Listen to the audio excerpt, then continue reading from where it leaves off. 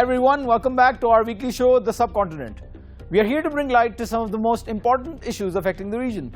Along with an in-depth analysis of the topics and perspectives from regional and international experts, we shall review what key players think and what the common people have to say. In this edition of The Subcontinent, we will be reviewing how loans are affecting Pakistan's economy. And we shall look into how tensions are at an all-time high between China and India. When Imran Khan began his term in office, he also inherited all the challenges and mistakes of the previous administrations. He knew that his country was facing tough economic times, and 2 years into his office, he is still managing the task of damage control. Pakistan is currently in a serious debt spiral. Pakistan's external debt burden has reached an all-time high of $110 billion, and Imran Khan borrowed the highest ever loan in Pakistan's history, $16 billion in just 1 year. The most problematic loan for Pakistan now is the $6 billion loan from the IMF, which has placed the country's economy in a very difficult position. In the summer of 2019, Pakistan reluctantly turned to the International Monetary Fund (IMF) for the 22nd time for a lifeline loan of $6 billion. Pakistan is tackling a grueling economic situation, and crisis is looming for the struggling economy. The country is faced with dangerously low supplies of foreign currency reserves, and growth has come to a near standstill. So what were IMF's terms for this loan? A few of the overall conditions were adjusting expenditure with resources and improving the performance of state-owned unprofitable businesses. Also, other terms such as curbing subsidies for the wealthy and taxing high-income classes were in discussions. Additionally, increasing utility prices and freezing governmental employee salaries were proposed by the IMF. Upon approval, the funding would be provided incrementally over a 3-year period. Unfortunately, IMF has totally gripped the economy of Pakistan, and the country, Ministry of Finance and all the financial institutions are acting completely what the IMF want, because they have, I many times said this, that the IMF have first planted their people. They have given the positions in the current government. There are the key elements, and the key figure of the Imran Khan government are the people who were the employees of the IMF previously.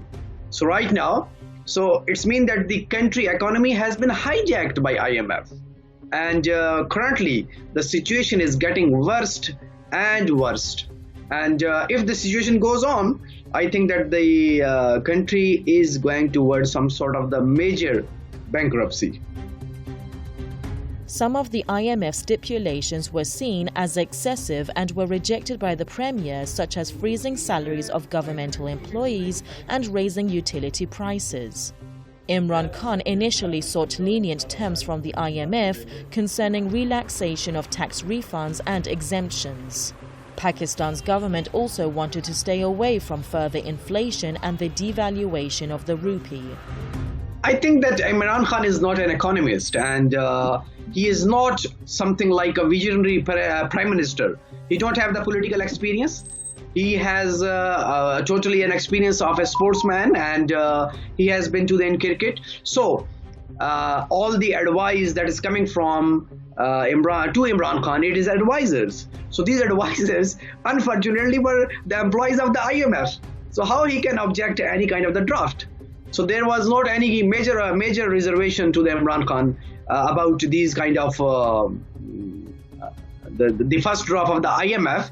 But the IMF has some strong reservations that IMF wants some project documents of some other strategic partner of Pakistan, that there was some ongoing projects in Pakistan. So that's why Pakistan was reluctant, but I think that after that they have some sort of the negotiation on this, because there were some major projects going on in Pakistan that is not favorable to the Western countries, that is not favorable to the IMF. So IMF has these problems with these projects. That's because these projects will definitely take out Pakistan from this economic troublesome area. So after that, I think that when they have some sort of the negotiation and compromises, after that this bailout package has been issued.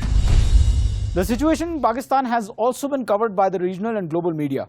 Let's see how they've covered the situation so far. Khan's government had tried to avoid going to the IMF. Instead, it sought billions of dollars in loans from countries including Saudi Arabia, the United Arab Emirates, and China. Imran Khan's Pakistan government will bring in painful tax increases, subsidy cuts, and devalue the rupee in return for a $6 billion bailout tentatively agreed with the International Monetary Fund. When Imran Khan came to power, he found serious economic problems, huge budget deficits, huge trade deficits, huge foreign debt, and foreign exchange reserves worth 2 months of imports. Many Pakistanis see the terms of the $6 billion bailout package as a hostile takeover of their economy and government. While there are positive signs, the IMF bailout conditions continue to pinch for average Pakistanis. The International Monetary Fund asked Pakistan to devalue its currency, and since then, Pakistani rupee has been devalued by more than 25%. This, coupled with other IMF conditions like increase in utility prices and high tax collection targets, has led to a double-digit inflation rate, decrease in consumption and investment, and an overall economic crisis in the country. All of this for what? Well, Pakistan is going to use the money it receives from the IMF to pay off the debts it took from other countries. This year, debt servicing is going to be 41% of the total fiscal budget. The $6 billion bailout loan has since been negotiated and approved. Pakistan has already received the first 2 installments. The third disbursement is yet to come. Further discussions of the $6 billion loan were stalled when Pakistan requested a $1.4 billion loan through the Rapid Financial Instrument, or RFI, of the IMF, which was also approved. The goal for this loan was to aid the country in mitigating the adverse economic impact of the COVID-19 outbreak. Actually, Imran Khan, who is the current Prime Minister of Pakistan, when he was into the opposition, so he have very strong observation, and he have a very strong reservation against IMF. And his slogan was this, that he will never go towards the IMF. So apparently, when he come into the power, and within a couple of months, he just begging towards the IMF. So that's strange. That seemed very strange. And at this time, this bailout package has been presented like this in Pakistan, that Pakistan has no other option than this bailout package. But the package was not granted on the rules and regulation that is put forward by the Pakistan, and it could be favored towards the Pakistani public. It was made in such a way that the poor could be get into the more poor, and the middle class. There was a big middle class in Pakistani community who were have some sort of they were doing some normal businesses, and they being called as a white collars, the people who are between the medium stratum of the society. So this medium class has been going to wipe out. So this $6 billion bailout package is not beneficial for the Pakistan, and Pakistan has put all its economy on stake just for these $6 billion IMF grant. Pakistan has received aid and loans from a variety of places. The World Bank and Asia Development Bank combined approved loans up to $2.5 billion for the nation. Plus, Pakistan has received loans and donations from Middle Eastern countries such as Saudi Arabia and the United Arab Emirates in recent times. Without these loans and aid, Pakistan could sink into one of the worst economic depressions in its history. The scale of economic adjustments and reforms required to mitigate its economic crisis and the imminent public resentment will be the most difficult task for Pakistan in the near future. Only time will tell whether IMF's loan will ease the economy or handicap Pakistan's growth. IMF has a plan that how to suck the blood of the people, and how they will take all its control into the institutions, because this is a strategy. When IMF want to cripple the economy of any country, or they want to put the country towards a bankruptcy, they used such kind of the tactics. So similarly, if I will give you an example that what's going on in Lebanon now, that their economy is moving towards the barter system. So that is horrible and alarming. So we can see the similar situation is going in Pakistan, because the major sectors of the economy who were the source and the revenue generation sources, they have almost finished. So in that condition, Pakistan economy has been handicapped by IMF by planting their own people into the Pakistani government. People on social media, particularly Pakistanis, have voiced their own opinions regarding the IMF loans. Let's see how they see this situation. Chaudhary refers to the recent suspension of Pakistan's airlines for 6 months and says it can exacerbate the economic fallout there.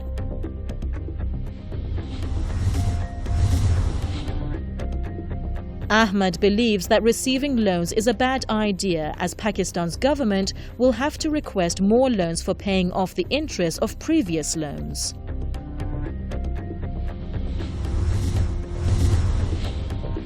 Fatima says Pakistan's total debt is about 93% of the country's GDP. He blames the current PTI government for this crisis.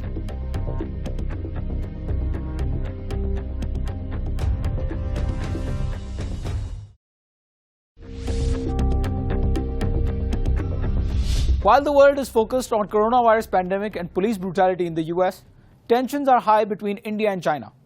Soldiers of the two countries brawled with each other at Galwan Valley in Ladakh, which led to the deaths of 20 Indian soldiers at the hands of the Chinese forces without even using firearms. India responded by banning Chinese mobile apps such as TikTok, WeChat, among 57 other applications, and posting banners at the China-Indian border asking the Chinese troops to, quote, "Please go back." Bilateral talks are now being held and hopes are high. Anti-China sentiments in India have been gaining momentum since the flare-up of the border dispute between the two countries. In April 2020, India moved to curb foreign investment from neighboring countries. These initiatives were taken in a bid to primarily stop Chinese companies from acquiring smaller and financially vulnerable Indian companies. The ultimate goal was to prevent, quote, predatory investments in these companies, particularly from China. Also, there is a broad movement of anti-Chinese consumerism occurring inside India, which was heightened with US President Trump's visit.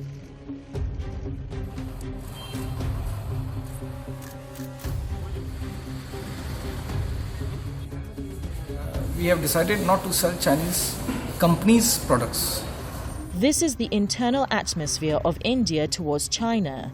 But in the international arena, China's border aggression has been speculated to cause India to move more towards American policies with regard to China.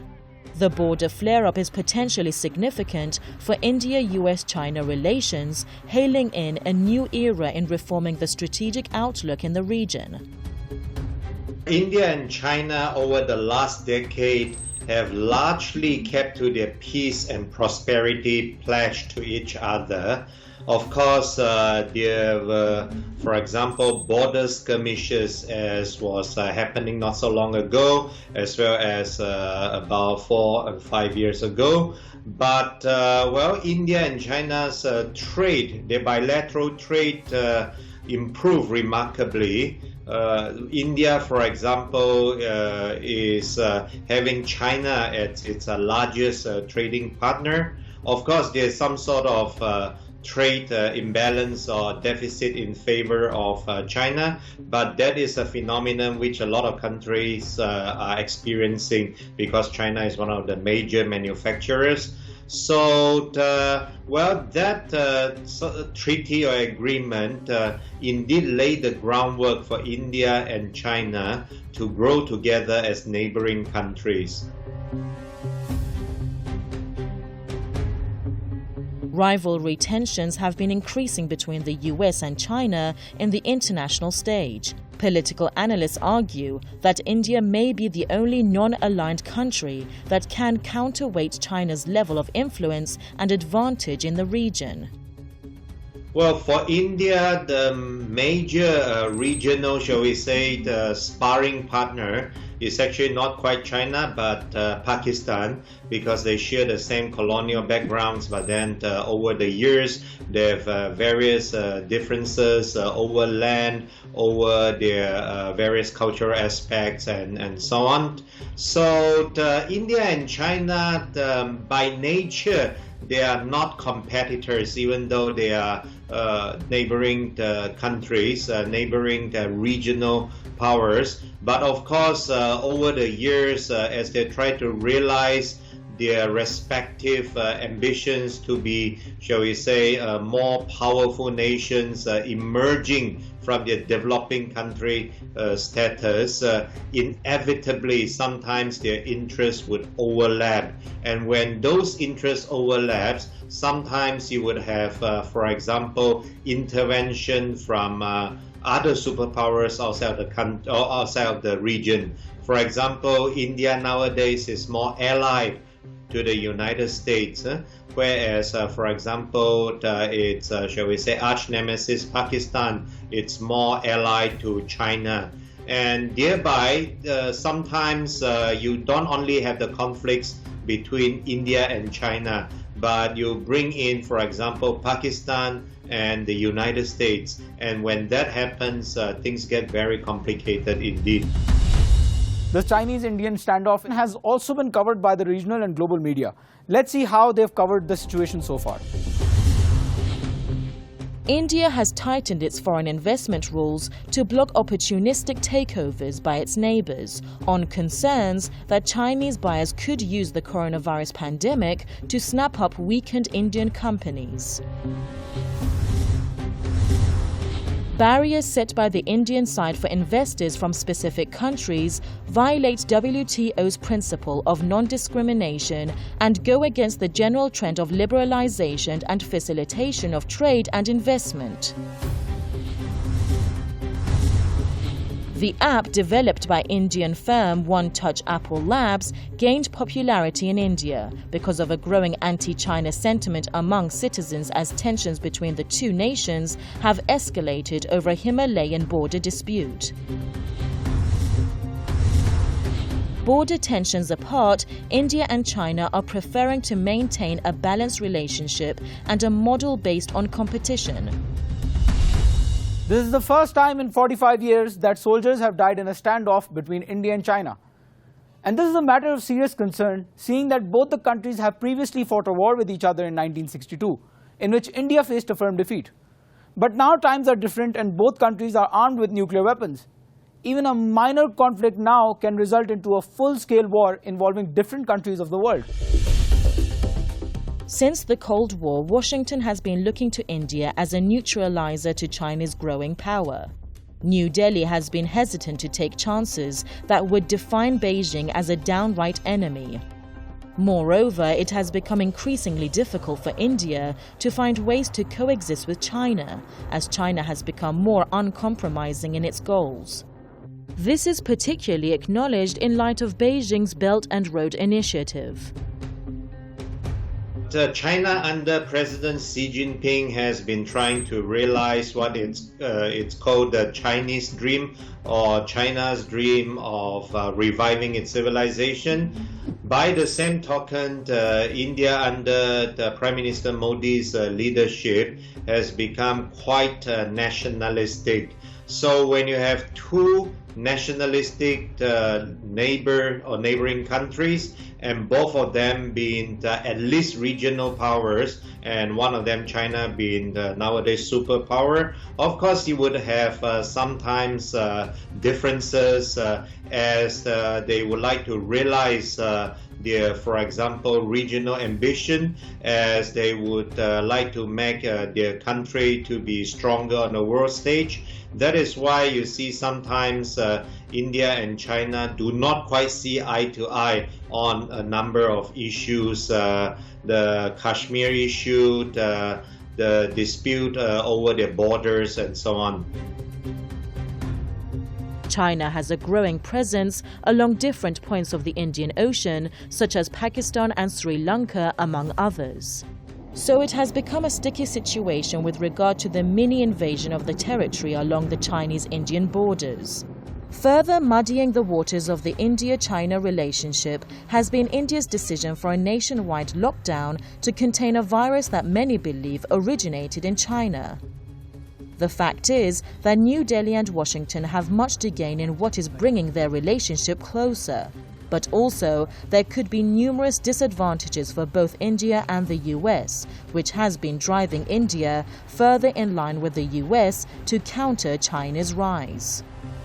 Well, India and China's relationship would continue to remain quite complicated, but the important thing, and of course that is at least the hope of many other regional neighbors, such as those of us in Southeast Asia, is that they would continue to live peacefully with each other. For example, India and China, now they've been quite large regional powers. They should think of, as they try to extend their influence, investing more, for example, in the Southeast Asian countries. Sometimes they could join hand in some of these investments. For example, in some of the more high-tech sectors, where both China and India, they enjoy advantages. And Southeast Asia being one of the world's most, shall we say, fastest growing regions, would be a very good ground for these two countries to cooperate. Social media is full of serious and funny comments regarding the Chinese-Indian standoff in Galwan Valley in Ladakh.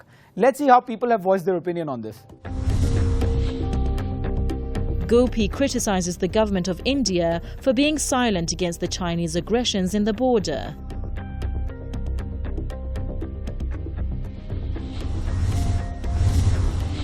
Keisha points out that the US supports India's annexation of Kashmir because India is US's strategic partner.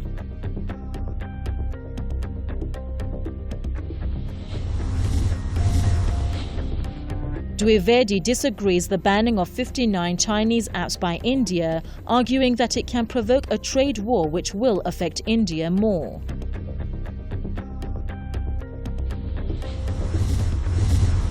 Nalapat refers to the anti-India sentiment in China or anti-China sentiment in India as a dangerous path which can lead to a growing hatred of each other between 2.6 billion people. The Chinese people are highly respected in India, and Indians respect the Chinese manner in which you have abolished poverty among hundreds of millions of people. I mean, everywhere you go, I've seen people who really admire the rapid economic growth that has taken place in China since the 1980s, a period when you and your economy and our economy was the same. But today you're 5 times larger. So I don't think the Chinese people have any problem with the Indian people. I think Bollywood movies are very popular in China, and therefore I think it is very dangerous for us to talk about anti-India sentiment or in China or anti-China sentiment as though the 2.6 billion people are hating each other. That's not true. All right, with this we sign off this episode. These episodes are made possible with the hard work of our team who work consistently to make sure that you enjoy the show. So please don't stop suggesting different ideas and let us know how to improve the program overall through our social media platforms. See you same time, same day next week. Thanks for watching.